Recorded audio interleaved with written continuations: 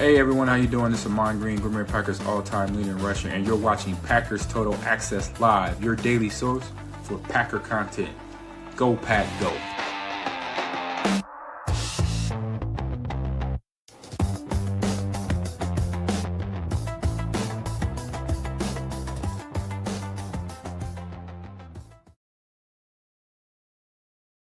What's up, guys? Welcome into When Running That Mouth Goes Wrong. My name is Clayton. You can check us out on packernet.com. Find me on Twitter at Packers_access. Join alongside Tim in Green Bay. We got Emilio in Tennessee here to talk about this Packers win over the Chicago Bears, 28-21.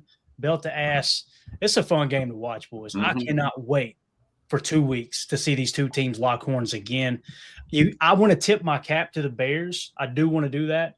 Because they are, to me, they're not the fraudulent team that some of us were thinking they may have been. They're not the world beaters that Bears fans think they are, but they're definitely a step in the right direction. But boy, oh boy, there's nothing better than watching Matt LaFleur throw that handshake on Ben Johnson at the end. He gave him the old, run that damn mouth again, little boy, and patted him on the back, shoved him out of the way, and went on back to the locker room. So love this win. Some key statistics. And then I'll let you guys have the floor, get your take, your initial thoughts. I know the chat's filling up. If you guys would smash that like button for us, we greatly appreciate y'all hanging out with us in the postgame show. Middle eight, Green Bay 7-3. Turnover differential, I had it down 1-0, but it's actually 1-1 with that game-ending interception by Keyshawn Nixon. Green Bay Packers come away 28-21. Let's go around the horn with Emilio. We'll start with you, man. How do you feel about this win? Again, I think it was a great game. A lot of fun to watch, back and forth. Blood pressure got up a couple of times. Ton of calls that didn't get made. We could talk about that till the cows come home. It's frustrating as hell watching Micah Parsons literally get put in chokehold after chokehold. Forget the rip move. There's no rip move. Parsons does not do a rip move. He literally takes the edge, stays low, and they've got hands around his neck. It's wild. But go ahead, Emilio. What you got, man? Man, I don't know how much more I could scream at the TV about that, Clay. It was a great game. Yeah, it was back and forth. We had the lead there. I think everybody kept fighting. Our offense kind of, struggled a little bit in the second there. Defense kept us in it. You get past that early pick from Jordan. Tough look there. He kind of was in between there. I think he was honestly looking at Golden, but was thinking, hey, the running back's wide open. Let me get it to him, and kind of just ended in the middle. But you get past that, you fight through it, and that was looming large right in the middle eight and turnover numbers until, like you said, the last play of the game. Defense comes through, bend don't break. Just a hard-fought game, cold game, everything we needed to see from this team. You saw it. They were fighting. Yeah. Tim, how you feeling about this, big dog? Yeah, I agree with that, man. I mean, you could see the boys were gassed on defense after that long drive from the Bears, and great job by our offense. Josh Jacobs doing what he needs to do. Jordan Love doing what he needs to do.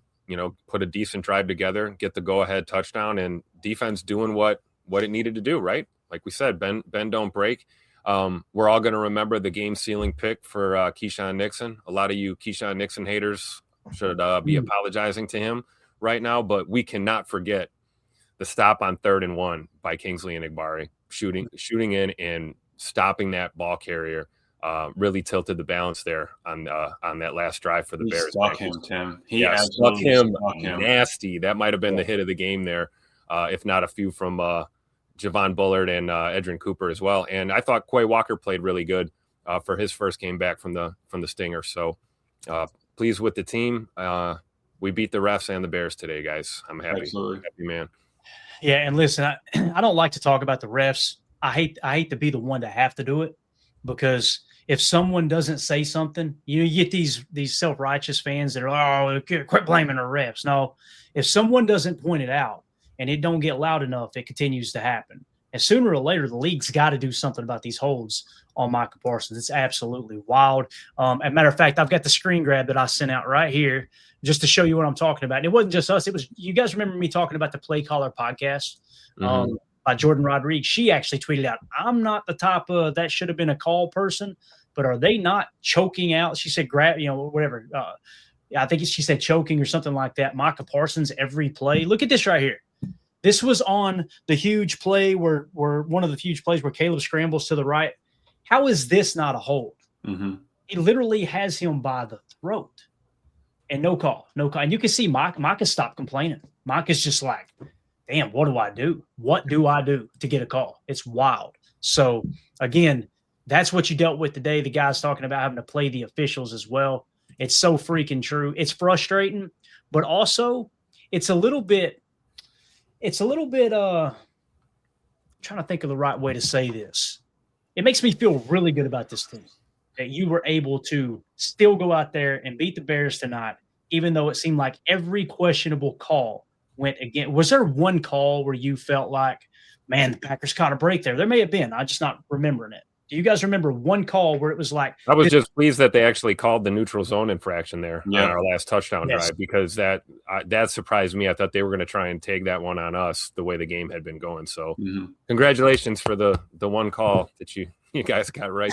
Yeah, the Bears went four penalties, 17 yards. Packers went 6 for 55. I mean, there you go. And all of our 55 were, either a conversion or something like that. It was never anything that was minor.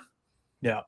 Caterpillar with the super chat, $28.21. Thank you for doing the score there, buddy. We appreciate you. 3 notes from the game. 1, Jordan Love is him. Jordan Love, 17 of 25, 234 yards passing, 3 touchdowns, 1 pick, was sacked 1 time. Number 2, I don't know what I was smoking when I wanted Enigbare traded at the deadline. Love that you pulled the receipts on yourself. Mad respect there, Caterpillar, because he did, man. There was a couple times he cleaned people's clocks in the backfield. Number 3, the Bears still suck. Oh, and Micah can't get a holding call to save his life. LMAO. Thank you for the super there, Caterpillar. We saw Rashawn getting held too, right? It's not exclusive to Micah. I mean, there were a lot of guys getting held on that line tonight. Yeah, no doubt. And again, what do you guys think about Enigbare? How do y'all feel about his play tonight? Because again, I think everybody played pretty well. Again, Ben Johnson is a hell of a play caller. I cannot stand him as a human being. I think he is everything that's wrong with someone that just kind of, you could tell Matt LaFleur was irked by the fact, and the rest of the coaches were irked. And even people on the pregame shows were like, that's kind of weird. You take a shot at a coach and you ain't coached one damn game as a head coach yet. Right now, he changed his tune all week, but I've got to tip my cap to Ben Johnson's play column. And that leak, that Y or the U coming all the way across the formation was a thing of beauty. But again, what do y'all think about Enigbare kind of blowing up some runs here tonight? Tim, he crushed it, didn't he? I mean, when he stuck Caleb, I was screaming, just absolutely just wadded him. And I think JJ really did have a great game. I think he maybe got a stinger. He was a little stiff after that sack. And then afterwards, he just kind of tore it up when needed that. He beat Ozzie Trapillo with Boston College. Maybe half had a little insight there. If we can get inside on the man, you can beat him. But you just stick Monangai, who had been kind of laying the boom a little bit going forward on a lot of them. I'm glad he was able to stop him in his tracks. And that was the game right there. The fact that you're able to stand him, you have to – I mean, the only play call Ben Johnson has is roll out to the left or roll out to the right, because Caleb cannot throw in the pocket. I mean, he had one pass in the pocket, and they go, wow, that was his best throw of the game right there, a laser. It was like a 12-yard pass on a crow route. Yeah. Like, all right, dude. And it looked like a knuckleball, too. Congratulations. So I'm happy that we handled him there. I agree. I think Enigbare, I mean, we're on a 4-game heater, guys, 4-game win streak as of today. And I think you look back at the last month, the way he's played football for us, he's just getting better every week. He's a guy that, I don't know if we get snap counts yet, and I'm sure we'll get him soon, but every rep he gets, he maximizes it. He's going 100% out there. And I think today we needed help in that run game the most, and he showed up in a big way. You think of Enigbare, you think of a pass rusher. You even think of a coverage guy, but, sticking it in the run game today to the Chicago Bears makes you feel really good about him. Yeah. Enigbare on the day, 4 solo tackles, a sack, and a tackle for a loss. Just a dominant performance there, man. Again, especially for someone who's not a starter, right? Just coming in.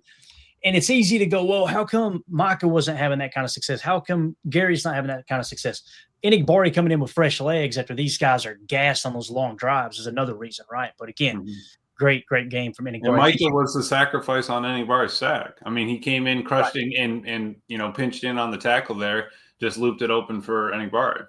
Absolutely. Thank you for the super chat, Caterpillar. Appreciate you. Gray Matters 06 with the super chat. Thank you, buddy. Says, whatever the conversation rate is, $10 for the celebration fund and $10 for the Bell fund for the Packer fan in Chicago. We need to check on – that was Cannonball John, right? Yeah, I think so. We need to check in. We need a welfare check. John, please post in the chat if you were here, sir. He said he was going to a Chicago Bears bar with Packer gear on, Emilio. That's what was going on there. Yeah, so. I'll back him up. Let me get the sombrero down. Thank you for the super chat, Gray. Appreciate you, man. Congratulations on the win. Paige and Dr. Crutch with the super chat. Thank you so much. Not beating Matt LaFleur twice this year. Go, Pack, go. Ran that mouth too early, didn't he? Heard it from a fan right here. Love it. We got Clint C with the super chat. What a great win. I think that's very well said. Again, this is one of those type of wins that now everybody can stop pretending like the Bears are the best team in the potentially in the NFC and the best team in the North. Now we can get back to business. Let's back up next week.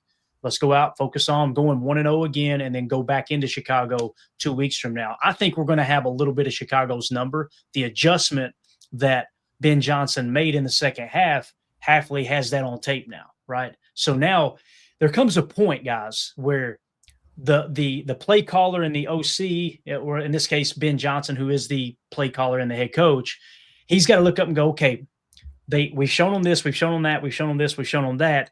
I need my quarterback to win the ball game. And Caleb is not going to sit in that pocket and win you the ball game. Again, you've seen the arm talent, although that ball did somehow go through Keyshawn Nixon's hands and just stick in the receiver. But it's just one of those things that I think that next time Ben Johnson's got to decide, okay, do we stick with what was working in the second half against Green Bay, or do we change it up? But nonetheless, great win. Thank you, Clint. Appreciate the super chat. Randy Steen, been a member for 8 months, said if Caleb reset, he had number 2 for the touchdown easily. Whoo, go Pack, go. We'll have to go back and watch the tape on that. But appreciate you, Randy. H.E. Solder with the super chat.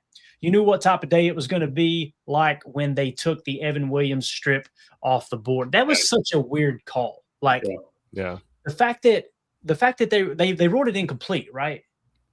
Yeah, and the ball never hit the ground, right? Like they kind of like the Musgrave catch that they took away from Musgrave. They collided. Evan Williams rips the ball out of his hands. It never goes to the ground. Evan Williams has the ball, rolls over on his back. It's kind of like Keyshawn Nixon's fumble recovery in the playoff game last year. Yep. Rolls over on his back, he's got the ball, and then the Chicago Bear knocks it out of his hands while he's laying on his back, down, obviously, by contact. They ruled incomplete. That was wild to me. But, yeah, I think that's very well said. So, did you guys see that play the same way? Yeah. For sure. Yeah, the only reason, Tim, if he had just held onto it instead of trying to present it to the ref, he would have been fine, right? If it was just in his hand the whole time, pick, they can't be fighting it. That was the first sign right there. I knew we were gonna have problems with the ref. Yep. Like, all right, here we go. Yep, absolutely. And the fact that we also saw plenty of times that the Bears picked up a lot of extra yardage on some of those runs when forward progress was stopped and the play should have been blown dead. I mean, you're talking 2, 3, 4 seconds, and they get an extra push, they get an extra shove, and they get the extra yardage. It was just, it was almost like you felt like, we used to feel about Kansas City with the refs. It kind of felt that way today with the Bears. Felt a little one-sided. Yeah, Donovan Schilling. And again, thank you, Soder, for the super chat. Donovan Schilling with the super chat. Best parlay of my life hit on that Jacobs touchdown. 146. My money on a few things, including that Aaron Rodgers rushing touchdown. Go Pack. I love when scared money don't make money. Yeah, how about 12? About 12 or 8? I'm sorry, helping you make some money too today. That's come on now. He had the wheels on that one, Clay. And he delayed it too. He was sitting back there for a second, man. And when we went off not to take the cutback, he ran right to the pylon. He would have got clobbered. When we went off the air during the pregame show, we had to accept the fact that Baltimore was winning. Like, okay, let's assume Baltimore wins this game. But the Steelers came back and won that ball game, didn't they? So absolutely awesome, man. So glad. Congratulations, Donovan. Go pay that light bill this month. All right, it's getting cold out here, Bob. Appreciate you.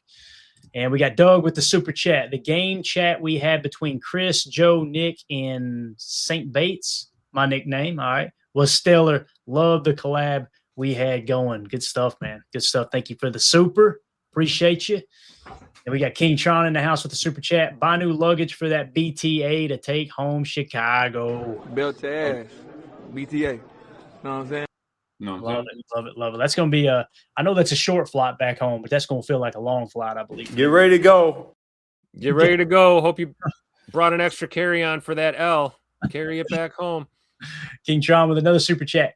Count it that 4-0 against NFC North opponents and 3 in a row. Boy, they were running circles last year when we got swept, right? When what we won one NFC North game last year. Yep. Whole different ball game this year, boys. Whole different ball game. Great point there, John. I forgot that they're 4-0 in the NFC North so far. Come on now. Absolutely awesome.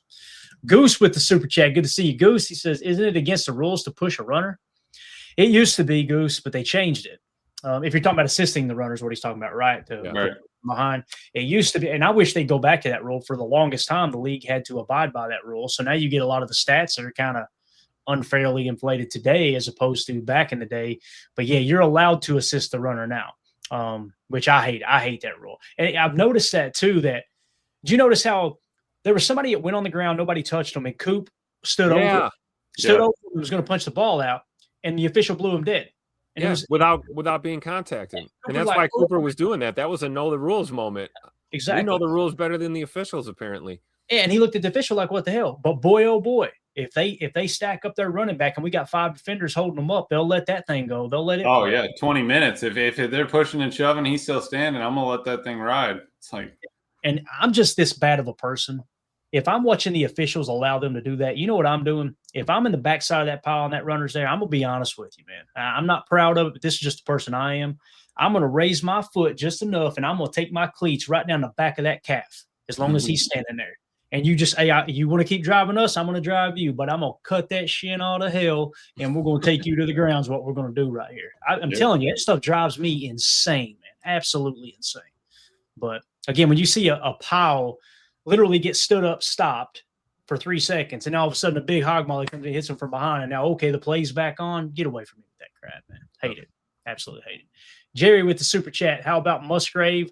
Loved his contribution. Amen. I thought he caught that ball. Me too. I think so too. The ball touched the ground, but you guys know we've seen that roll to catch so many times. And it wasn't moving when it touched the ground, right? It was stationary against his chest.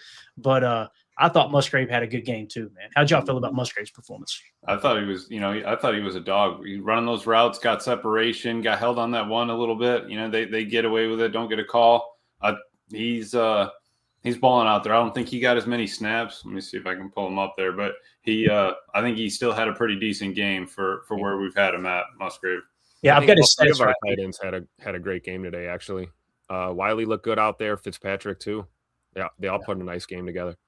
Yeah, it looked like Musgrave, 2 catches for 22 yards, had a long of 12. One of those plays was a pretty key play, if I remember correctly, too. PFF actually had him as their 4th best graded players right now at the moment. He had an 80.8 with 21 total plays, 9 passes, 12 run blocks. Let's go, dude. That's what I'm talking about. We have got a bunch of people in here hanging out. Appreciate y'all making us a part of your post-game festivities. We've actually got on YouTube 280 people watching, only 54 likes. Y'all do us a big favor. Smash that like button. Let's boost the algorithm and watch the view count go way up right here. We appreciate y'all hanging out with us and taking a second to do that. Thank you, Jerry, for the super chat. I agree. Tim, how'd you feel about Musgrave, man? Pretty good game, right? Yeah, I think so. I think he's, put together a couple of decent games these past few weeks, which is right on time, right? We got no Tuck Norris the rest of the way. So this is a good time for 88 to get hot out there. And, he may be finding his groove and his role in this offense now that he's getting more snaps than he had been previously. So good to see him. Hands certainly look a lot better. He had that one. I don't even think that was a drop. I think he had a catch and it was punched out on another one. I'm sure we'll see it when we watch all 22, but I'm pretty happy with the way Musgrave has been playing, because I know a lot of fans were kind of down on him for a while. Rightfully so. He's struggled. He's had his ups and downs, but I think he's a tough football player, and he's certainly playing through it and trending in the right direction right now, especially after today. Yeah, definitely. And I think they're using him to his strengths, right? You're seeing the deep climb routes, things like that. They're not asking him to block in the trenches. So, again, I think he's under contract for, one more year? Am I thinking right, guys? Or is it 2 more years? This year and next year, right? Yeah. Okay. So this year and next year, I believe. Yeah, so what I would like to see him do is convert him to wide receiver. That's what I would like to see, is just let him play wide receiver, and incorporate him that way. And I know you love the matchup of a tight end, but they don't see him like a tight end. When he goes on the field, defenses aren't going, okay, watch out for 88. He's going to knock us on our ass. They see him as a wide receiver. So, what was nice about that, though, was on Jacobs' last run on that duo RPO there, Musgrave was that nub tight end on the opposite trips there. All right, they're wide 9. They're thinking pass set here. We're thinking pass route. It wasn't a great block, wasn't a perfect block. Get a hold of him, chip him enough. I mean, the play wasn't to your side, and that's all you need. So, but yeah, you're right, Clay. That's they think, all right, pass every time Musgrave's out there, we're passing, that kind of thing. Yeah, you're kind of pointing out that the opposite effect there is if he is lined up on a nub right, maybe the secondary is a little more hesitant to bite on the run because he may leak out, right? Yep. So, yeah, makes sense for sure. Thank you for the super chat, Jerry. Appreciate you. Randy Steen with the super. Can't wait to watch Chicago postgame stuff all night. It's funny you say that, Randy. That's my tradition. Mm-hmm. When we get through with the postgame show and I lay down if it's a big win, especially against a division rival, Detroit has been the victim this year, obviously. Man, I lay down. Let's go listen to their postgame show. There's just something about it, man. Those tears are, Tim, they're just delicious. You know what I mean, man? Right there, right in the old cup. Get the mug out. Thank you for the super, Randy. Appreciate you. Michael Diesel Train with the super chat. Thanks, sir.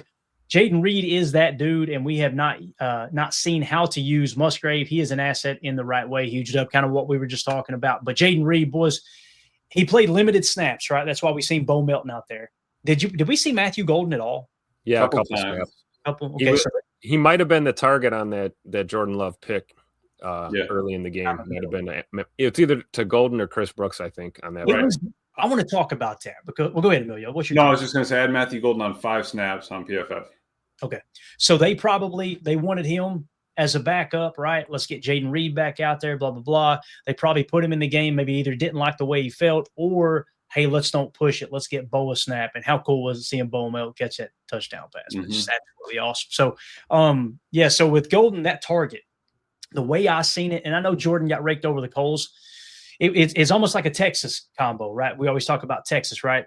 So you have a route going across the middle. It's a high-low read, and then you've got like a little angle route underneath with the running back. I think Jordan dropped back, wanted to go to Golden, last second decided, oh, crap, no, and then was going to try to get it to Brooks and just threw it in between. You know what I mean? It's kind of one of those deals. So that's exactly how I saw it. And because it looked open for a second there with Golden, and then just how the backer kept backpedaling. All right, let me reel it down. And it just slipped on him, just kind of went, right there in between. But again, fighting back from that early in the game, all right, there's so much time left. Let's, brush that off. And Jordan, just the kind of player that he is, to be able to kick that to the side and keep going.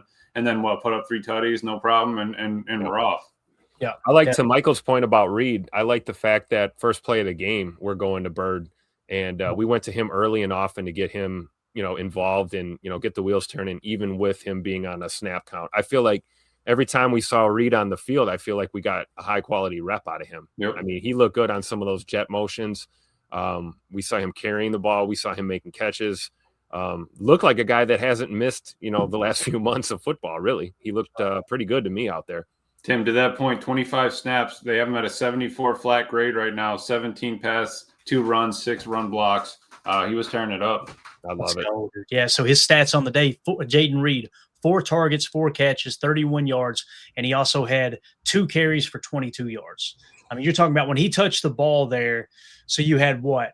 You had 5 touches for 53 yards, so you're averaging over 10 yards a touch. Let's go, man. That's going to open this offense up tremendously. And again, you dropped 28 points tonight in a cold game against a bad defense, in my opinion. But again, you did see them take the ball away like we were worried about. I think that was more of, like I said, just kind of a tweener throw last second, try to pull it down or hit underneath mistake. But appreciate you, Michael. Thank you for the super chat. Gray Matter 2006 with the super chat. Having Kraft has been a good chance for Musgrave to work on his game. Now is his chance. We kind of talked about that earlier in the year with Musgrave. The reason that we fell in love with Kraft and he took over that number 1 spot is because Musgrave got hurt, right? And Tucker Kraft just took that job and ran with it. Well, now Musgrave's getting a chance to win a little bit of it back. But I think we would all agree, too, that they're 2 different tight ends, right? I mean, Tucker Kraft is that traditional inline attach, smack people in the mouth. Luke Musgrave is that, flex them out wide, try to find those mismatches. You can line them up at tight end and run a little mesh concept or a crossers concept, and that's where he's going to make his money for sure. So, but I agree though, Gray Matter. I think Musgrave has had a chance to kind of sit back and see someone play it at a very high level in Tucker Kraft. So, right. Yeah, thank you for the super, Gray.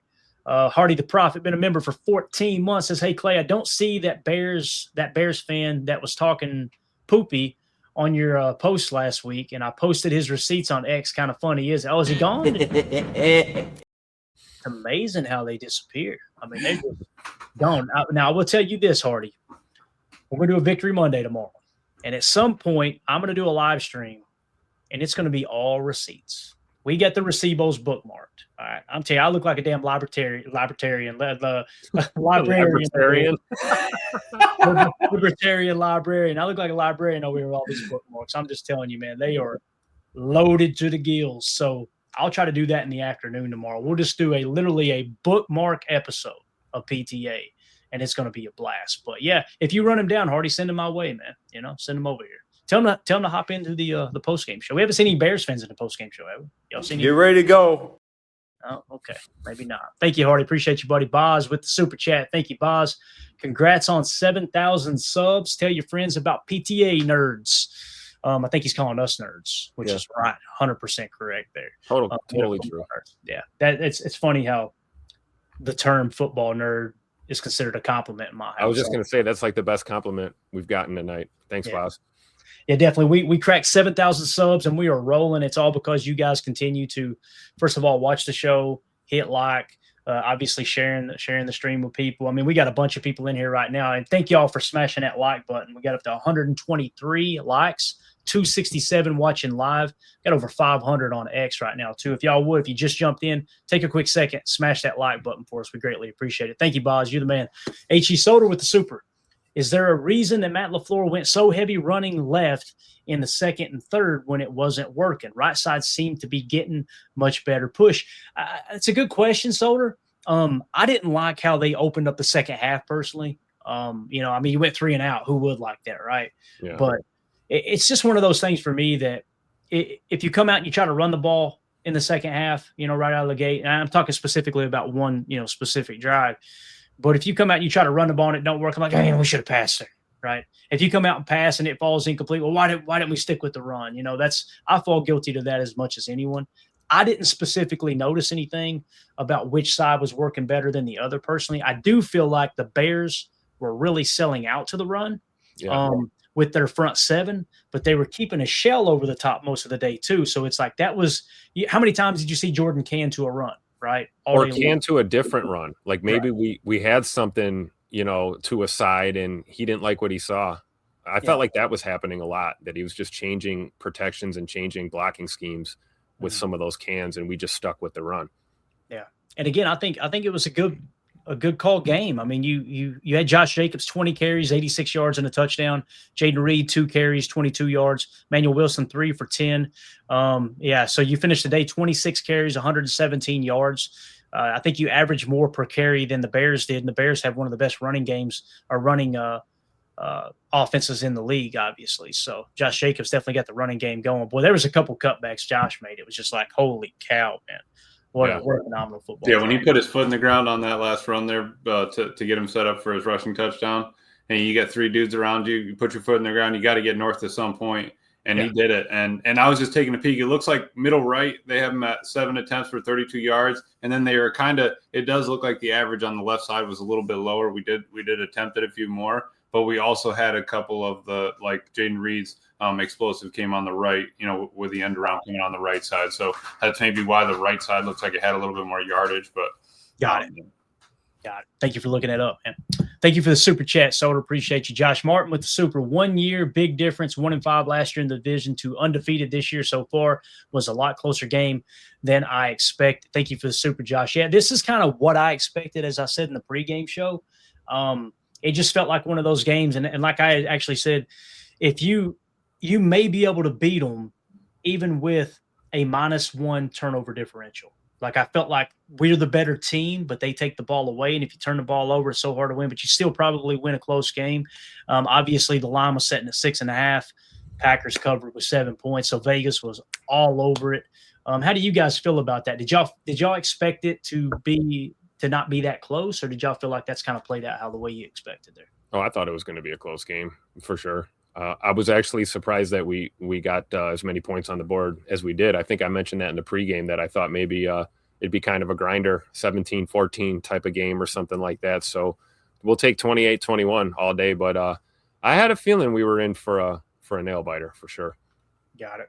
Yeah, and it was a battle, and yeah, you get out there. We already got the brooms out for the Lions. Coming out 4-0 in the division is huge, and you quadrupled where you were last year, right? So you got to start with your division. That's the only way to get yourself out of here, guaranteed. So I'm glad that it's worked out. Matt's coaching them up, players are playing, and everyone was fighting. So it was big win. See him in a short time here. 13 days? Yeah, good morale, right? Getting a big win like this at home. Yep. And then you got 2 tough games on the road here the next 2 weeks. So fans were killing it. They were. Yeah. You heard them screaming that 4th and 1. Keep them on their edge. Everybody's got to be in it. Do your 111. Yep. Fans showed up and showed out today. That was great. Yeah, they did, man. It was loud. There was a couple times I was like, "Holy cow!" They were rocking over there, man. So appreciate everybody who sat out there in the code that may be watching this live or watching it later. Just so damn proud of this fan base too, man. It was just it was a cool week seeing everybody rally together around this cocky Chicago Bears fan base for sure. So, but yeah, thank you for the super chat, Josh. Appreciate you. Mike Witt with the super says, "Howdy, boys. So happy right now. Was at the bar watching the game, and when Keyshawn picked it, I have never heard a bar louder. Go Pack, go. P.S. The refs suck today. Call a hold on one already. Jesus." All right, and I will say this. When Keyshawn picked that pass, first of all, when Caleb let it go and that thing put that upward trajectory, I was like, oh, no. I thought of last week. Remember when he hit, I think it was Colston Loveland late in the game, right? I'm like, oh, no. And then all of a sudden, I just seen that Keyshawn Nixon go up. I lost my mind. I'm usually really calm during a game, but Keyshawn was getting raked over the coals over the penalties today. And by the way, when he blew up that screen pass, man, what a play. What a play. And I think it was actually might have been a backwards passes while they were real lenient on him getting there a little early. No big deal because it might as well have been a toss, But we'll have to go back and watch the tape and see if it actually was. But I'm so glad Keyshawn got to pick that pass off because that was just like, okay, everybody shut up. Get off Keyshawn for just 2 seconds, right? He's not perfect. Nobody is. First of all, he's an undrafted free agent that we signed to be a kick returner. And now he's arguably our best cornerback, believe it or not, right? And he just made a game-winning interception in the end zone. Let's please give him his flowers for 2 seconds. So, yeah. How did y'all feel about the interception there at the end? How did you feel about Keyshawn Nixon? Again, some penalties, but the personal foul penalty was bogus. Yeah. I mean, there was a guy, Luther Burden, talked crap before the game and kind of hinted that he was going to be out there and be mouthy, right? He goes into their huddle where they're trying to huddle up, and he's just hanging out back there talking trash. Keyshawn walks up to him, says something back to him. He grabs Keyshawn by the throat. Keyshawn smacks his arm away, and he gets called for a personal foul. Mm-hmm. I didn't even see a punch. Did you? No, he smacked the arm. Basically what Keyshawn needed to do was just collapse his knees at that point, and then it'd be like, oh, dude's choking me out. Like, that's your only option, or else the refs are going to get you every time. That's your only option. So, it's whatever. But I respect him, man. Grown ass man, dog. You ain't gonna put your hands on me, right? Oh no, exactly. And I love the Twitter people that are like, "Oh, you gotta be better than that." You got okay. Another man puts his hand on my throat. What? Hey guys, help! Yeah. No, and if you're mad that Keyshawn said something to him, well, that's him sticking up for his teammate and protecting our huddle. So I'm not mad at all. Like I said, people owe K9 an apology, man, after this one for sure. Basically had his hands on that pick too, on that touchdown. Yeah. I mean, do we have an early coverage grade on him for PFF? Oh, I can get you that, Tim. Because I thought he looked okie dokie in coverage today. Okie dokie. Keyshawn, we had him at a number 6 on the team, 66 flat. His coverage grade was a 71.5. Woo! Let's go. Put some spec on that man's name. Come on now. He was out there for 67 of the 70 total snaps, looks like. The ball that went through his hands, can we be real for a minute? I mean, that was a damn laser, too.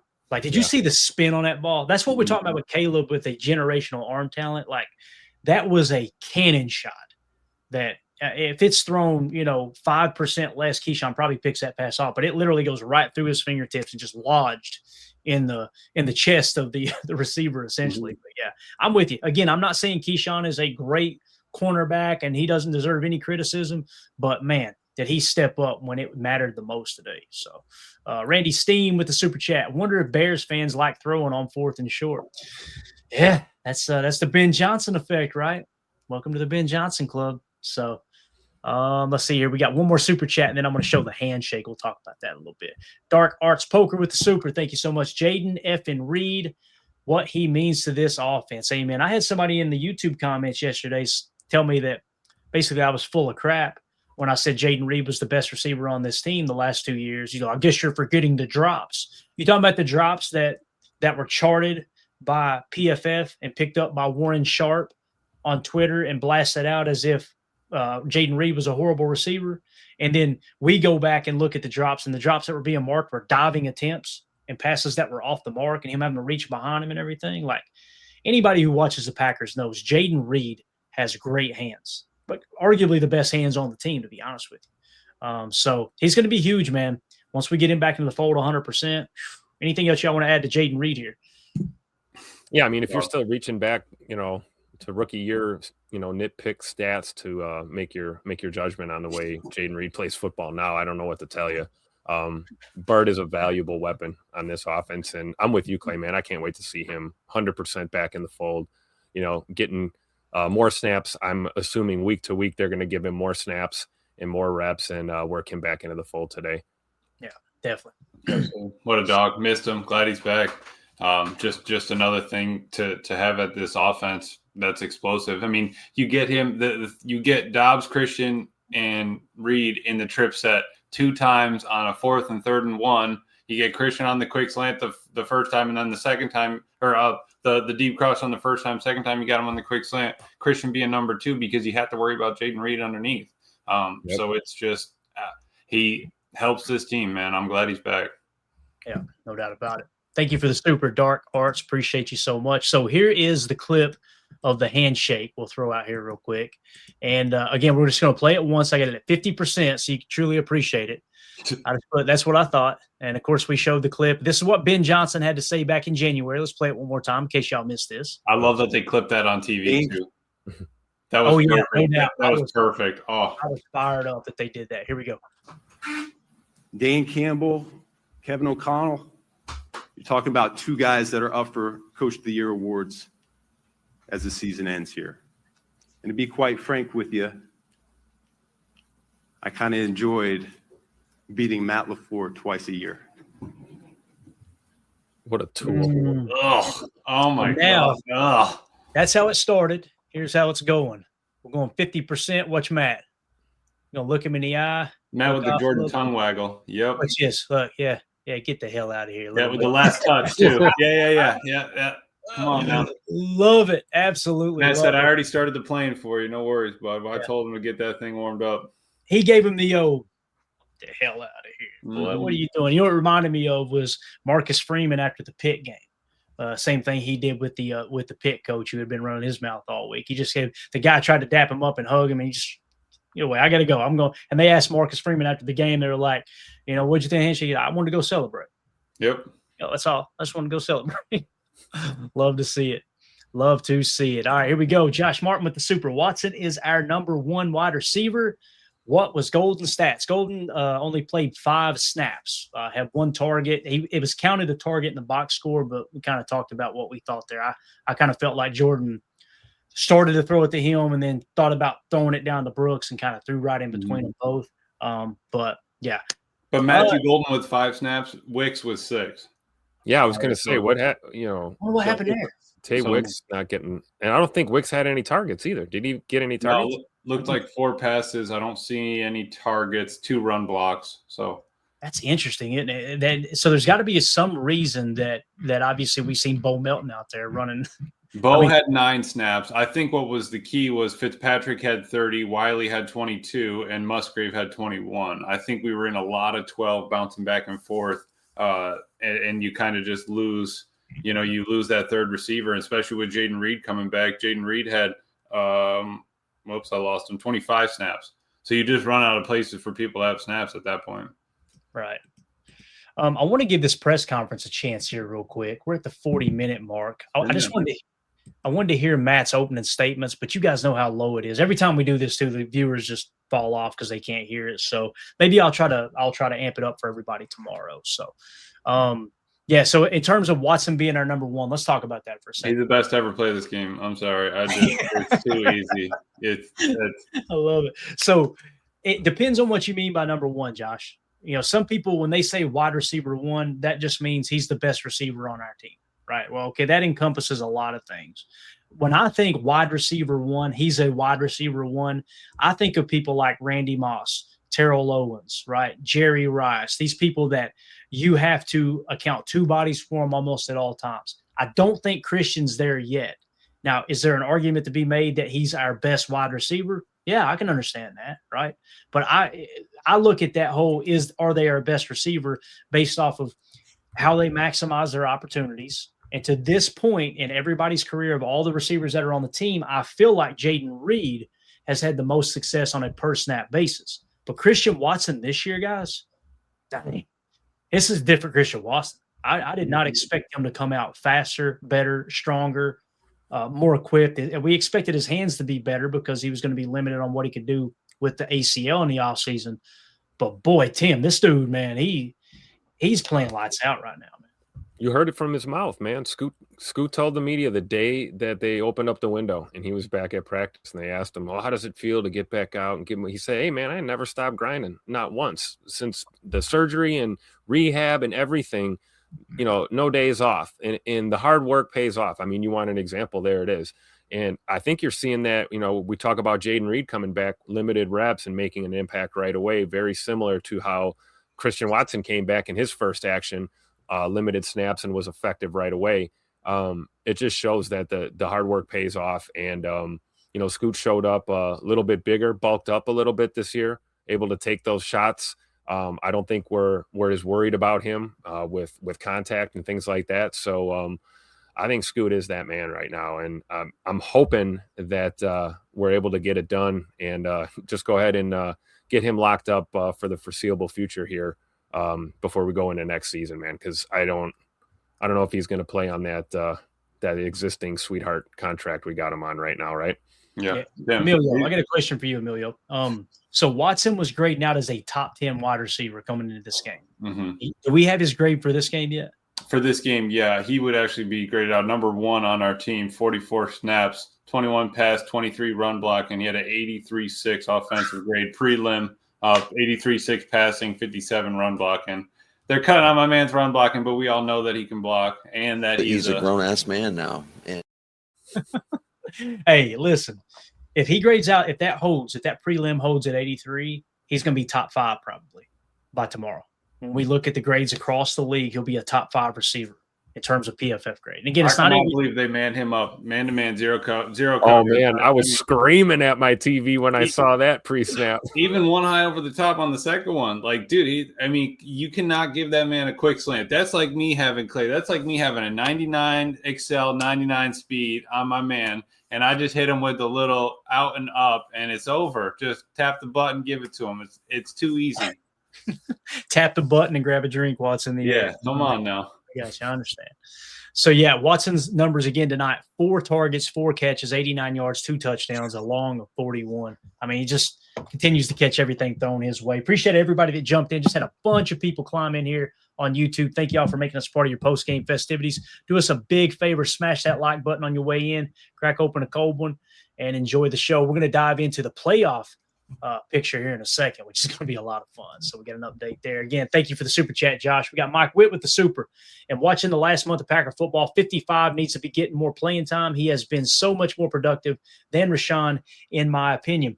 When you look at the quarterback pressures, and I should probably not do this on the fly, but I'm going to check because, again, it all comes down to what are you asking them to do on a per snap basis, right? Like Rashawn Gary's being asked to do things different from Enigbari. We've seen Enigbari dropping into coverage a lot with the 55 drop we talked about. If we were to go to let's go to quarterback pressure percentage, and I'm not going to put it on the screen. I'm just going to read it for you guys. So if we go quarterback pressure percentage for the Packers, I'll tell you who is leading our team at the defensive line position in quarterback pressure. Quarterback pressure, Lucas Van Ness, number 1 at 13.7%. Okay. Warren Brinson, number 2 at 13.2. Rashawn Gary, number 3 at 12.5. Kingsley Enigbari, 12.4%. So he is right there with Rashawn Gary on quarterback pressures. Now, the problem is run stops. Gary still leads the team with 30 run stops, okay? And Kingsley Enagbare has 16. Gary's done that on 167 snaps. Kingsley's done it on 111. So Gary still has a higher run stop rate. So Gary, the better run defender, Kingsley Enagbare is a slightly worse run defender in terms of stops. And that, to me, that's the most important stat you can have in terms of run defense. And then quarterback pressure percentage, he's right there on Gary's heels. Now, of course, this doesn't include Micah Parsons, who's listed as a linebacker on NFL Pro. And Micah Parsons, coming into this game, was sitting at 20% pressure rate, which is just absolutely wild to think about. So, Enagbare contract year 2, right, gents? Am I thinking right? Yep. What happens there? Because you're seeing it flash more and more and more, right? Do you have to let him walk and just take a comp pick, or do you?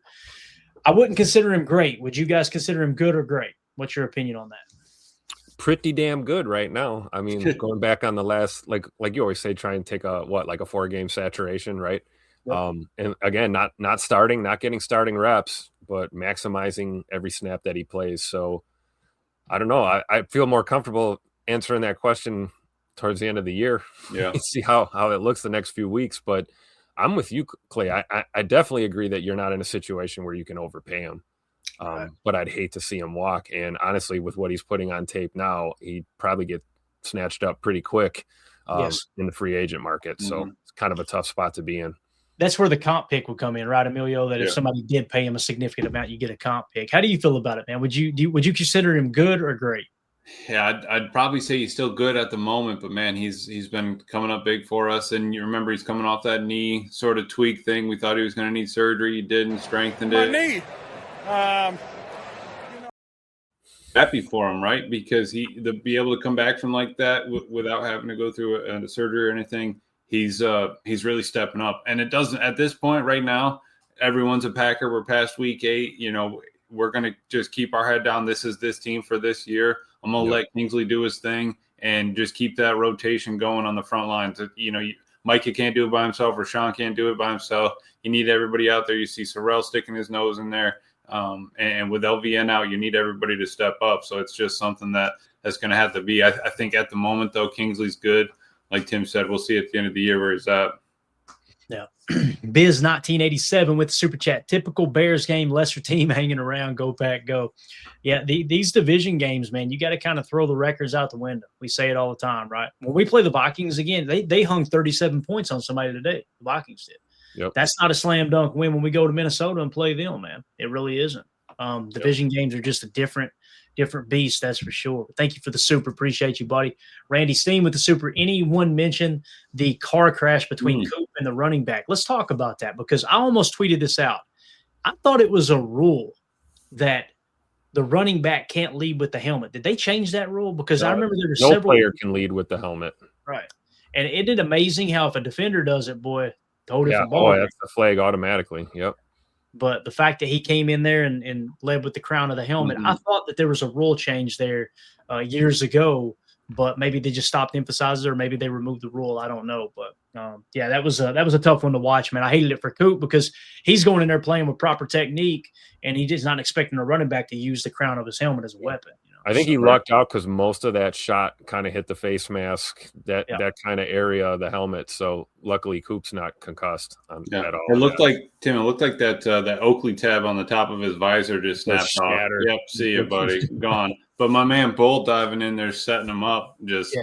Bull had a couple of sticks today, dude. That I absolutely love that guy. They have him actually 4th graded highest defender at a 68.6. He had 26 out of the 70 total snaps. Just a dog. The only people to play actually all 70 was Edgerrin and Quay and X. So wow, just I like that. Just says a lot about Quay Walker, right? I guess the stinger's not an issue anymore. And we needed it. He doesn't miss a snap. How much did we need that speed, Tim? I mean, they didn't have an offense besides a boot left or right. You need that linebacker speed. Yeah, he got a couple. He dropped that one in on the sideline. He got a couple of the scrambles and touched it in at the toe taps. But dude, we needed that on defense. Yep. We saw that versatility too, that we saw Halfley firing Quay a couple times, and we had Micah bailing out in coverage, which was kind of interesting. You know, you're dragging all that attention away from the line, and you got, you know, Quay Walker coming up the B gap. That's pretty fun to watch.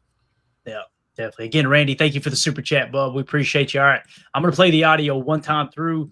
This was the game-sealing interception. This is the call from Fox NFL. With Keyshawn Nixon getting that game-winning interception on Caleb Williams. Let's relive this for a second, y'all. On the fake, Williams looking, throwing, it is intercepted! Keyshawn Nixon and the Packers will win it!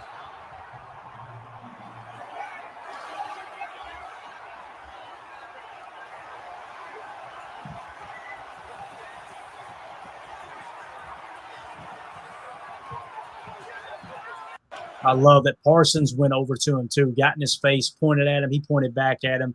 So he said something to Keyshawn. Parsons did. Micah did. Mm-hmm. And then Keyshawn said something back, but they were fired the heck up. What an awesome play, man. Again, so glad that Keyshawn gets that game-sealing interception. Absolutely awesome. So, all right. Mike Witt with the super says, I thought our run defense held up good today too. And we could talk about how ridiculously one-sided the refs were today. Terrible all game. The refs were horrible.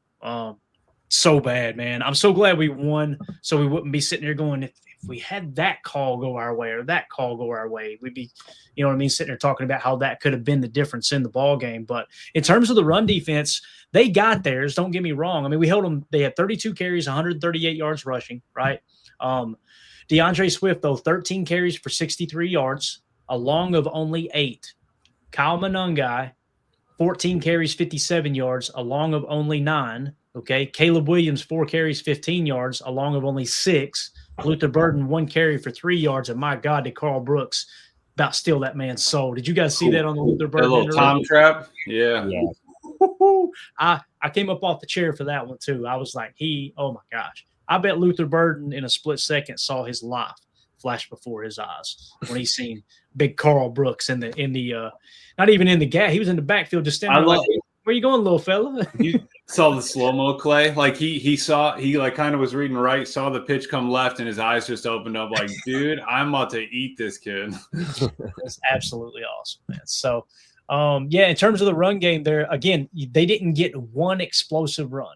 They were a top 5 rushing offense. They didn't get one explosive run. Did they give them pretty good grades, though, Emilio? Because I do feel like they were effective, you know, when especially in that third quarter. That gassed the hell out of our defense. They had, what was that, like a 13-minute drive or something they had in the second half, or 9-minute drive? I mean, that's tough for any defense, especially in the elements, to, you know, keep your wits about you out there. But all in all, I agree. I think they did pretty good today. Absolutely, Tim. DeAndre Swift was their fifth highest graded player at a 70.9. He had 13 runs. He had a 79 grade. Kyle Monangai actually was their least graded player. He had 29 snaps, 52 grade with a 57 run grade.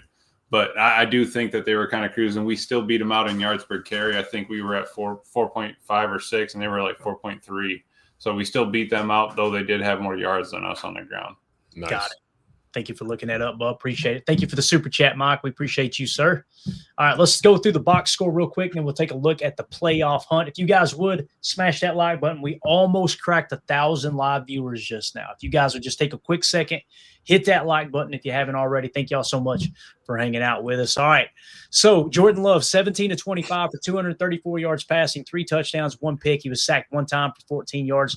Probably that and the interception, which was kind of a tweener on the interception, but that sack was my only big negative play for Jordan. Was like, outside of that, can't take that sack. Yeah, I was waiting for him to dirt it there, you know, or just roll right to the sideline or something. Yeah, so that would probably be that, and the interception were my only 2 negative marks that I seen on Jordan Love all day long, to be honest with you. I thought he played very, very good football. Do we have a grade for him, Emilio? Mr. Jordan Love was third highest graded with 53 of our 53 offensive snaps with an 81-1, 79-4 passing grade, 60 run blocking grade. Okay, Jordan, getting out there. I see you. And they had him actually for 1 run as well. I don't know if that's the sack, but we'll have to double check that. I will say this, Tim. Now Jordan Love is in the MVP talk. Last week, he was kind of outside of the top 3. He's already in the MVP conversation, but the 4 touchdowns, no interceptions. It's like, okay, put another game together like that. He won Offensive Player of the Week in the NFC, right? 3 touchdowns. If he doesn't throw the pick, we're going, okay, he's definitely in the conversation. But, boy, he's right up there now creeping up. I could care less about the MVP award. You guys know how I feel about it. But it's just awesome to see Jordan Love start to get some love, no pun intended, man. So, again, good day at the office for him, Tim. Yep. Yeah, I'm with you. I'm not a big fan of MVP awards, right? I mean, who cares? I'm sure Jordan would rather win the Walter Payton Man of the Year award. Shout out to Jay Money for that nomination too. That's awesome. Yeah. But yeah, can we talk about some of the quality of the throws we saw from Jordan? Receiver by 10 yards. Shut up, Corey. You know, Corey's had a bad couple weeks, Tim. That's Corey from Iowa, right? Right. I mean, Jordan was throwing some absolute dime pieces today, right? Where's number 6 because he throws dimes, man? I mean, line them up. That shot to Bo Melton was absolutely incredible. So yeah, the improvements there, it's been steady these past couple of seasons, but I'm with you, Clay. I think Jordan's rounding the corner. I think he looks comfortable out there and looks in command of the huddle, command at the line. You see us not having to burn timeouts like we used to, with play clock issues and things like that. So I think his command and the way he's playing the game is just really high level right now. It's great to see. Yeah, respect Orange's short memory is Jay Love's gift. It really is, man. That he's definitely got that aspect of Favre's game, and you didn't really feel like Aaron had that. Aaron was the type of guy that, like, okay, I'm not going to take any chances here because I've already thrown a pick, or maybe the game isn't going the way we want. Jordan's like, hell with it. Let's go back out there and win going around, right? Keep taking shots. Jordan's got that old Brett Favre quote burned in his head, right? You think God never farted? And I love the fact, Tim, that of all the things for Tom Brady to say when he said Jordan with that throw to Bo Melton, Jordan Love with a dime right there, I thought of Corey right off the bat. I went, come on now. Corey getting trolled by the GOAT now. By 10 yards. So, Caleb Williams, if you guys are wondering what the hell does that mean, you need to listen to Packernet After Dark occasionally, okay? And you can find that. Just search Packernet Podcast, where you can find this podcast and the Packernet Podcast by Ryan. And Packernet After Dark is where we have a voicemail where you could call in and leave a voicemail with your Packer take, and Ryan will play it over the air. So Caleb Williams, 19 of 35, 186 yards passing, 2 touchdowns, 1 interception, the game-ending interception. He also took a sack for a loss of 9 yards. Those numbers were very, very inflated in the second half. Of course, boys, going into halftime, Emilio, it was cheeks. Do we have a grade on Caleb Williams yet, sir? All I'll say is going into halftime, Caleb Williams had going into the first quarter, 2 yards, and Mr. Taylor had 153. So, I mean, and still to end the game, actually, the punter actually punted for more yards than Caleb threw. If we're just keeping a tally, that's actually opposite of what Jordan Love did. But Mr. Caleb Williams on Chicago's offense was third highest graded at a 74.8, 76.6 pass, 55 run, and a 60 run block. So you get a tip your cap. That's pretty good grade. Yeah, not bad. If he didn't have a couple of those, that one throw that went through Keyshawn's hands, the one over McDuffie on the sideline, that's about it. I mean, and he threw that one curl route that was 15 yards. That was the best throw of his night, and that's about it. That's a great point. United Bates here says Corey from Ohio sounds like Omer trying to disguise the accent. Here's the guy. Hit it for me one more time, Tim. Let's see if we pick up a little French accent here. It might be a little. By 10 yards. I hear it. There it is. That's a possibility. Right. I don't know. He kind of sounds like a Simpsons character. I don't think he's coming back. Oh, my God, I love it. All right, so let's move along to the running game. Josh Jacobs, 20 carries, 86 yards, and a touchdown along with 21. Jaden Reed, like we said, 2 carries, 22 yards, along with 15. Emmanuel Wilson, 3 for 10. And Jordan Love ran one time, looked like for a negative 1 yard there. So, again, the team, 26 carries, 117 yards. Christian Watson leading the way, 4 catches on 4 targets, 89 yards receiving, 2 touchdowns along with 41. Bo Melton, 2 targets, 1 catch, 45 yards, and a touchdown. Probably has a horrible PFF grade because of the penalty, but boy, Was that a great penalty or what, guys? Yeah, that was a play of the game, man. At that High point, football IQ play. high football IQ. He said, "Boom! I'm a corner instantly." You know, he plays both I'm sides of the trained ball, for right? this. Yeah. Bo Melton actually sixth graded with a 71-3. He played 9 snaps, 5 passing, 4 run blocking. He had a 70 flat on his pass grade. Did he play any defensive snaps that we know of? I don't think he did, right? I do not have him on defensive snaps, no. Got it. Good deal. Good deal. All right. Jaden Reed, 4 targets, 4 catches, 31 yards. Luke Musgrave, 4 targets, 2 catches, 22 yards. Josh Wiley, 1 target, 1 catch, 21 yards. Josh Wiley's a damn gamer, boys. When you need him, he is there. I'm telling you right now, dude. That dude, it just seems like all he does is exactly what he's asked to do. He's not going to be a freaking superstar, and he's not going to drop the ball. That dude he just shows up every week. Love the fact that we got Josh Wiley. Tippy cap to Brian Gutekunst for that signing. John Fitzpatrick, 2 targets, 2 catches for 14 yards. So there you go. There's just kind of a quick rundown of the receivers. On to defense, Edgerrin Cooper led the way, 11 tackles, 5 solo. Quay Walker, 9 tackles, 3 solo. Evan Williams, 7 tackles, 4 solo. He prevented a couple of explosive runs too, didn't he? Just bringing the ball carrier down, Evan Williams did. Evan Williams, highest graded player on the team for defense. He was an 86-2. Second highest was Nate Hobbs with a 71 flat. Let's go. Those numbers could change, obviously, but Evan had an absolute day. He was one snap shy of all 70 of them. Just crushing it, man. Greens across the board, mid-70s and up. How many snaps did Nate Hobbs have? Nate Hobbs had 10 snaps, 2 run defense, 8 coverage. Got it. All right. Good deal, man. Moving along here, we'll kind of jump ahead a little bit. McKinney, 7 tackles, 3 solo. McDuffie, 6 tackles, 3 solo. And again, Quay Walker got the majority of the snaps, right, over McDuffie, right? Quay was on for every snap. Quay was on for all 70. So was Coop. McDuffie had, 36 snaps. Got it. Good stuff, man. All right. Moving along, Kingsley Enagbare, like we said, 4 solo tackles, 1 sack, a tackle for a loss. Carl Brooks with that tackle for a loss were just my favorite play of the game, and it was hilarious watching. We know that one's making chalk talk. Yeah. Oh, yeah, no doubt about it. Keyshawn Nixon with the interception, of course, the only interception for the Packers. C.J. Gardner-Johnson picked that pass off of Jordan Love. Kick returns. Emmanuel Wilson back there returning kicks, boys. Yep. Looked pretty darn good, I thought. 2 returns, 55 yards along a 29. Bo Melton had 1 for 30, right? So not too bad there.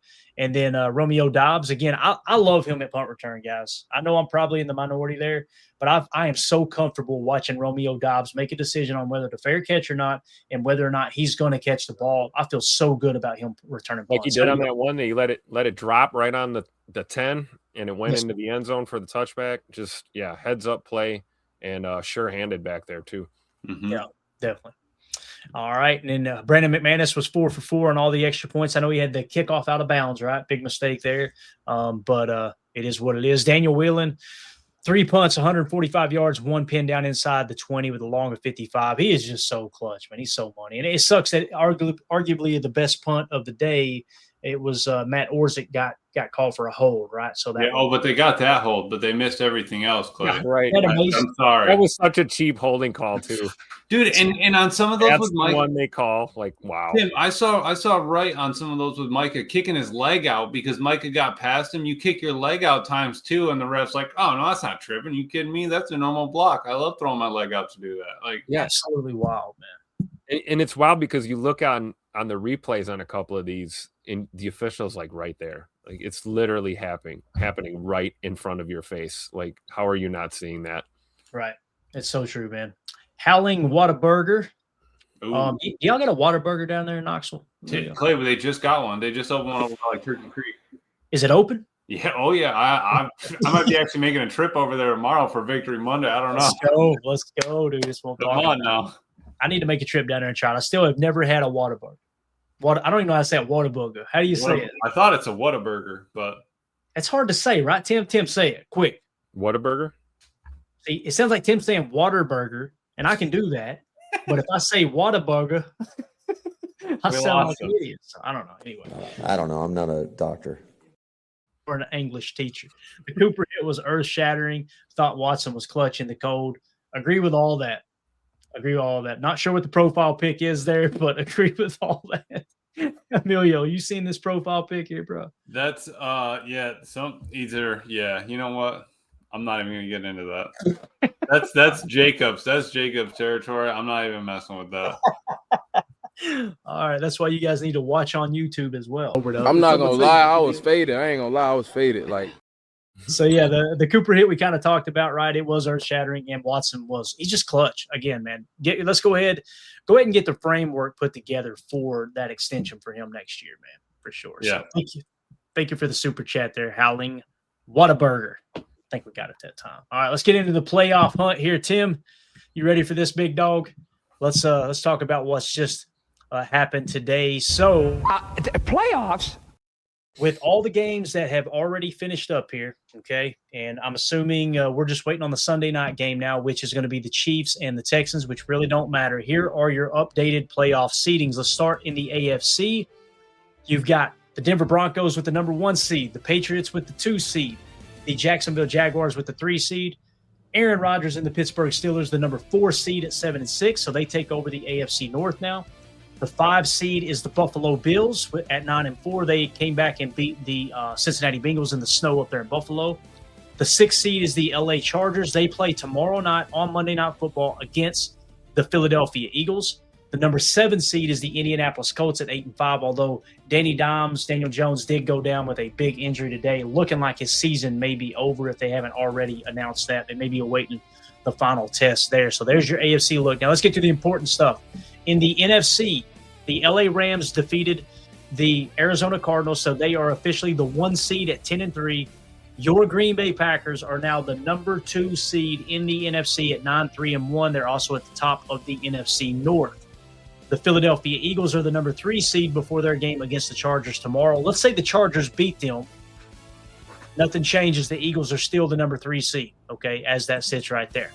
The number 4 seed is the Tampa Bay Buccaneers. As they lost to the Saints today, they still maintain that NFC South lead at 7-6. That is the Chiefs division of the NFC.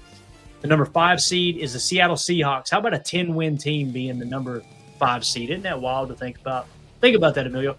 That's the difference between that tie. And how many fans said, I'd rather us go down swinging and lose than get a tie? That's why Matt LaFleur went with the tie, yes. So that's the difference between being the 2 seed and the number 3 seed, I would imagine, is how that would fall. So again, Seattle Seahawks in the 5 seed at 10-3. The 49ers on a bye this week are at 9-4. They're the 6 seed.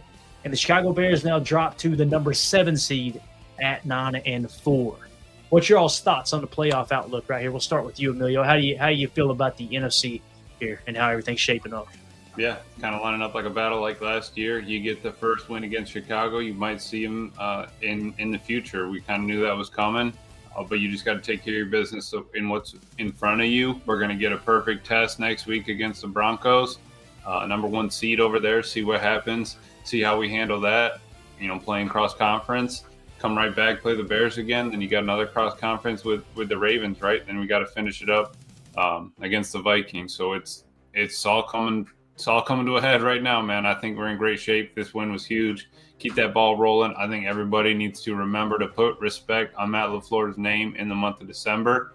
I literally cannot wait to go listen to that man's presser, the after the game locker room speech. That man is a team player. He cares about this team. You saw him getting on Keyshawn, people that say he's a soft coach. Yes. He can't coach hard or anything like that. The players don't respect him. Bull, I don't believe that. He has this team, and you need to understand what Matt LaFleur does in December. Yep. He was full Tupac LaFleur mode today. Yeah. All day long. And yeah, I can't wait for the locker room videos. And his toughest decision today was what color belt am I to wear what color belt am I wearing today? Could whoop that, I'm telling you. Yeah. Get a firm one that's going to hold up in the cold, right? Thank you. That's all you need, right? That's a really good point about the schedule.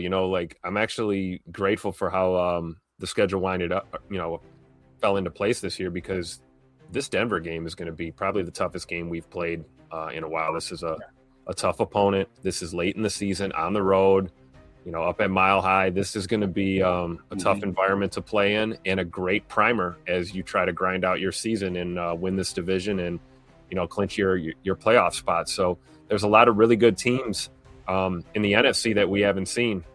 San Francisco kind of quietly having a really good year. You got the Chargers balling, like you said, the 10-win Seahawks, the Sea Chickens. They're relevant. These are teams we haven't gotten to see this year.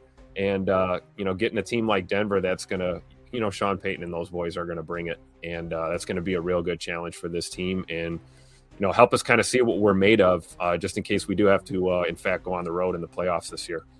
Yeah. I love what Bates says here, too. Looking all the way ahead to week 18, he says this Lions-Bears matchup here, may turn out to be a win and end game. How awesome is that going to be in the cold at Chicago? Oh, it's going to be great. Well, does this loss to the Bears today start that slide? I mean, they've been on a win streak, right? How can they handle adversity at this point? Yeah, that's a great point.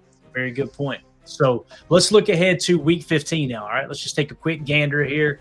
So we laid out how the playoffs look. We went ahead and gave the Eagles the win for Monday Night Football tomorrow. Okay, so now we bounce ahead to week 15. What are some of the matchups that could affect the Packers? Let's focus on keeping the NFC North at bay, right? Let's continue to see those teams get beat down a little bit. The Browns are going into Chicago, okay? You'd like to think Chicago could take care of business there. We'll see, though. The Browns have one of the best defenses in the league. Their offense has been cheeks, although Shador played pretty good today, I believe, if I heard he had like 4-1 or 3-1 or something like that. He threw for like 300 yards. There you go. So maybe they can go into Chicago against that bad defense and take care of business. That'll be a big test there. And then you got the Vikings at the Cowboys. Really doesn't matter other than the Cowboys. They're sinking. They're sinking pretty fast. Yeah. You got Detroit at the LA Rams. This is one of those games that they're going to beat each other up a little bit, right? So let's say that the Lions go in and upset the Rams somehow, right? Do I think it'll happen? Probably not. With just that game alone, Seattle climbs to the number 1 seed and the Rams drop to the 5 seed. Let's say we go into Denver and take care of business. If that happens, Seattle will still be the number 1 seed right there with how everything lays out. Now, the Seahawks play the Colts without Daniel Jones. So Seahawks probably going to get the win. However, if the Colts somehow, some way pulled out a dub there, your Green Bay Packers will be the number 1 seed all of a sudden.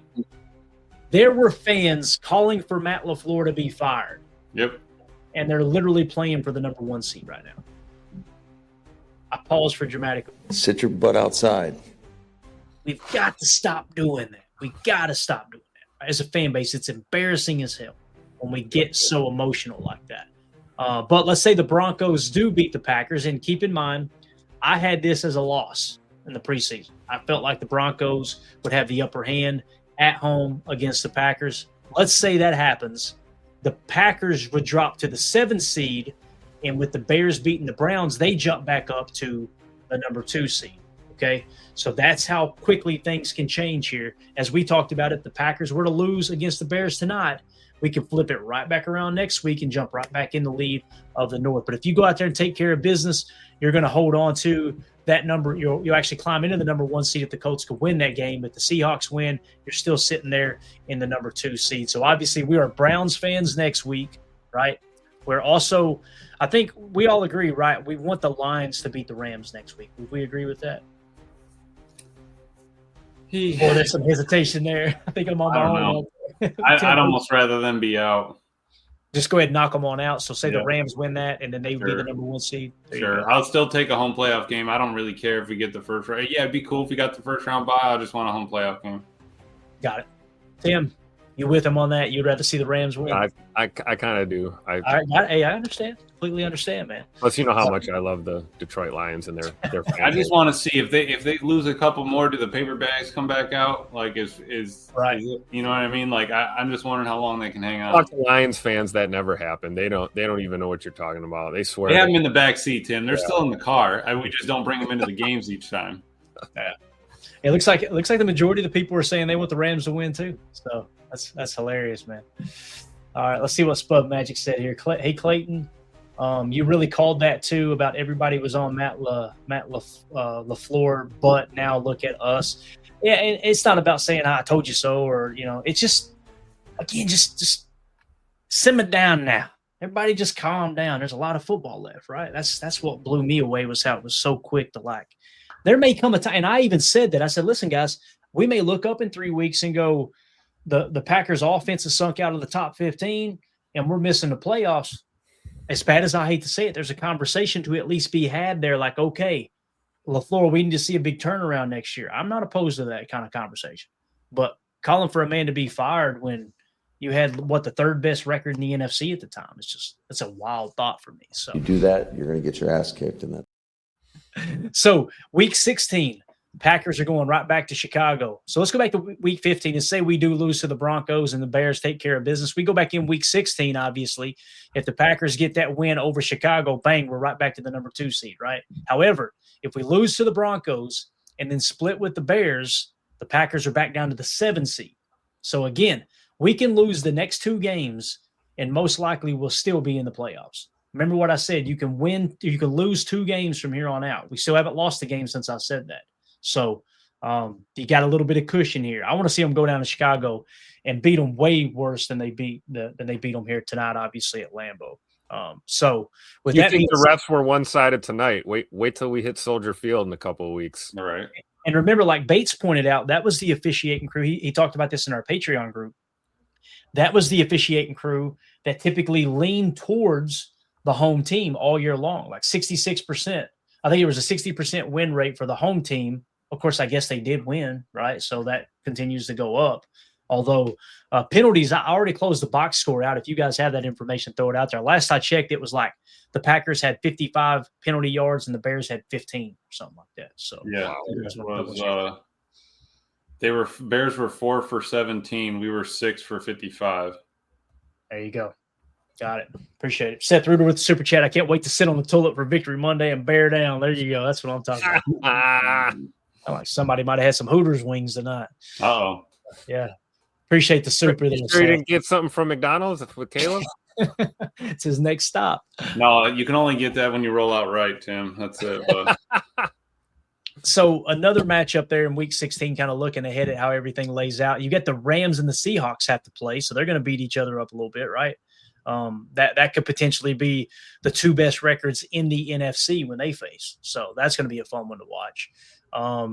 Trying to see if there's anything else here that grabs our attention. Not really in terms of huge playoff implications. Week 17 matchups, Lions and the Vikings, who cares? We got Baltimore. I feel really good about us in Baltimore now, how we're matching up. Do you guys agree with that? Early in the year, that was another one. It was like, that could be a loss. But how do y'all feel about how we match up against the way Baltimore's playing ball right now? Yeah, I watched some of that game today against Pittsburgh, and I kind of came away feeling the same way. Okay. I don't think you can ever count Lamar out because we see that guy just do incredible things at will sometimes. But this Baltimore team is primed to catch an L. I really do. I think they're going to come up here and catch an L. Probably be a good game, though. You look at a lot of their games this year, I don't think they've been actually like boat raced. They find a way to lose some of these games. But, hey, that's a Harbaugh-coached football club, and, they've got some talent on that team. So, but I do think this is the year. I'm with you, Clay. I think we can get Baltimore this year. Yeah.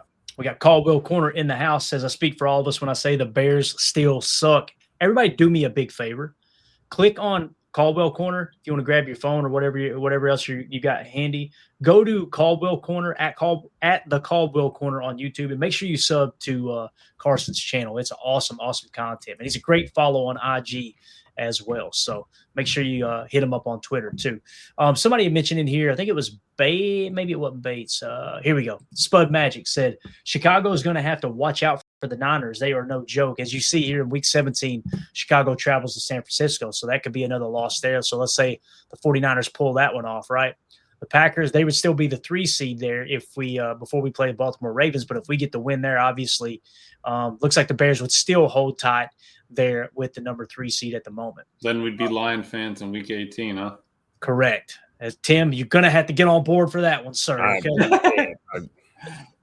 Rooting for or cheering for maybe, but I'm going to use that fan word in Detroit in the same sentence. No, sorry, not going to happen. The moral of the story, the reason we did that whole exercise just now is to kind of paint a picture for everybody that we're going to be watching the Bears every single week from here on out. It's going to be neck and neck, Packers, Bears. And I think they proved tonight that the Bears are legit. They're a legit football team, man. They're scrappy as hell.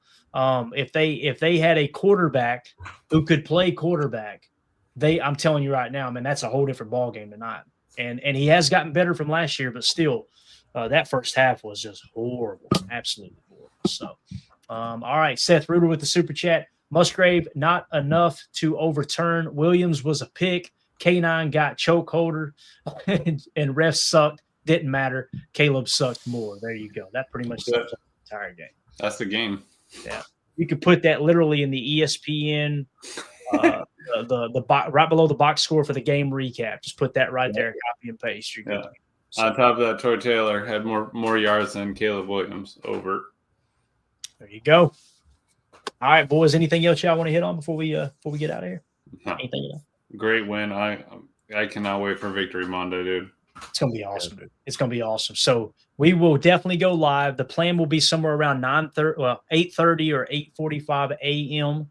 for the morning show, Victory Monday. All right, we'll go ahead and get everything set up for everybody, and then we'll continue Victory Monday tomorrow evening, highlighting the PFF grades. But what we do on Victory Monday is we go back through and relive the best moments from that previous victory. So we'll get all of the broadcast calls. You'll be able to kind of relive those. We'll talk about which players really shined and kind of walk through, just kind of relive the whole win. It's going to be a lot of fun. So we'll continue the December to remember for sure. That is correct. Can't let them forget it, Tim. What's Matt LaFleur doing December, baby? Win ball games. That's what we do. Come on now. To the tune of 866, which went up again today. All right. And don't look now, but I think he might be in the top 10 in winning percentage all time now. We'll have to double check that. Mm-hmm. I think he's going to be right up there on the cusp of – that's all time, by the way, guys. That's since the NFL was established in 1921, I believe, is the official date that they acknowledge. So, Matt LaFleur, he's elite. We just got to get that ring on his finger, man. Got to do it. Got to do it. Sure. So, Seth Ruber, thank you for that super chat. But everybody with the super chats, y'all were way too generous tonight. Cannot thank y'all enough. Thanks to everyone who tuned in this evening. If y'all would smash that like button one last time. We did crack 1,020 live viewers between X and YouTube. Greatly, greatly appreciate everybody jumping in here and hanging out for the victory celebration, I guess you could say, the victory lap.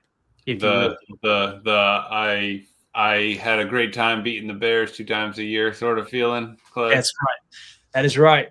God, I love the fact that Matt the handshake was just everything. The little tap, the little, let me get the last tap on the, good job, buddy. Nice try. I'm going to keep you around. I'll keep you in the prayers tonight. Yeah. I'm eager to see their press conference as well.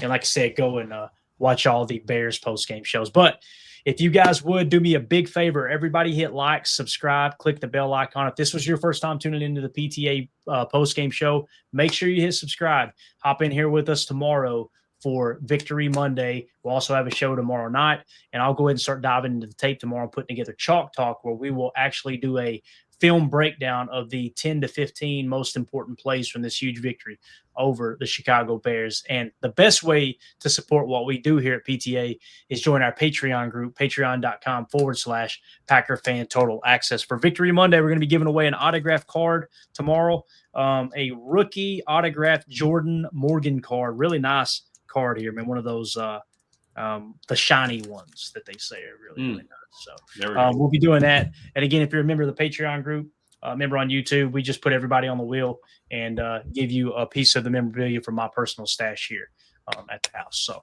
with that being said, Tim, Emilio, appreciate y'all's time, man. This was fun. Thanks for having us, man. You know we love talking ball. Come on now. All right, guys. Look for multiple streams tomorrow, but get up early, get that coffee flowing, get that diesel flowing, and we will see y'all in here at roughly 8:30 a.m. Central for Victory Monday. Again, the Packers defeat the Chicago Bears 28-21. We are now in first place in the NFC North, and all is right in the world. Now, everyone jump over to your favorite Chicago YouTube channel and watch the implosion occur here with all the Bears post-game shows. So everybody have a wonderful evening. My name's Clayton. This is PTA. That's Emilio. That is Tim. Everybody have a great night. We'll see y'all tomorrow. Take care. Here we go. We're out. Bye, guys.